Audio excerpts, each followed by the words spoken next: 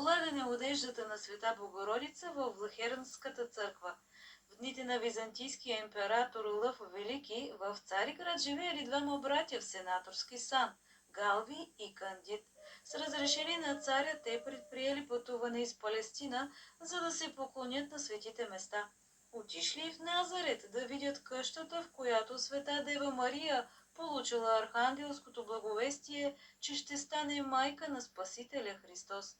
По Божие внушение те влезли в дома на една девойка, благочестива еврейка. Тази девойка пазила в тайна стаичка, осветявана от свещи и благоухаеща от тамян, дрехата на Света Богородица, от която мнозина получавали изцеление от разни болести и недъзи. На братята направило впечатление, че при този дом се трупали много болни, пък и сами почувствали, че сърцата им плъмтят, като на Лука и Клеопа, когато на път за Емаус разговаряли с възкръсналия Христос. Те поискали да узнаят на какво се дължи това. Девойката им разказала, че била получила дрехата на Света Богородица по наследство от своя сродница девойка, която имала тази дреха като предсмъртно завещание от Света Богородица. Така дрехата била предавана от девойка на девойка до сега. Девойката разказала, че вече нямало от рода си друга девойка, на която да предаде тайната, а била вече в напреднала възраст. Дрехата била поставена в ракла, ковчег на подходящо място в стаята. Около раклата имало запалени лампади и благоуханни аромати. Двамата братя паднали на колене и се молили цяла нощ пред раклата. Те били обхванати от една мисъл, как да се здобие столицата с това многоценно, благодатно съкровище. Взели размерите на ковчежето по неговата форма, като обърнали внимание и на дървото, от което било направено. На заранта поблагодарили за дадената им възможност да се помолят пред него и заминали за Иерусалим, като казали, че пак ще дойдат преди да си заминат обратно.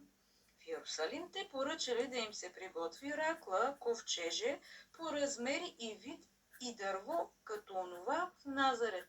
Поръчали златоткана покривка и когато всичко било готово, върнали се в Назарет. Пак се помолили пред ковчега, проливали молитвени сълзи и молили Света Богородица да не им забрани да се докоснат до ковчежето с дрехата й, да им позволи да го вземат и отнесат със себе си в Цариград.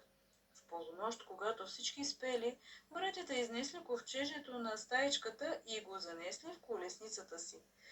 На негово място поставили новия ковчег с златотканата покривка и останали да се молят до заранта. На сутринта те благодарили за приема, обдарили бедните с щедра милостиня и възрадвани заминали в Цариград.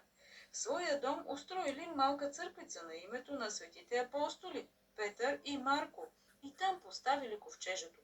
Но като видели, че не ще могат да укрият това съкровище, което било източник на благодатни изцеления, братята съобщили за него на императора и на патриарха Генадий Цариградски, които зарадвани отишли у дома им.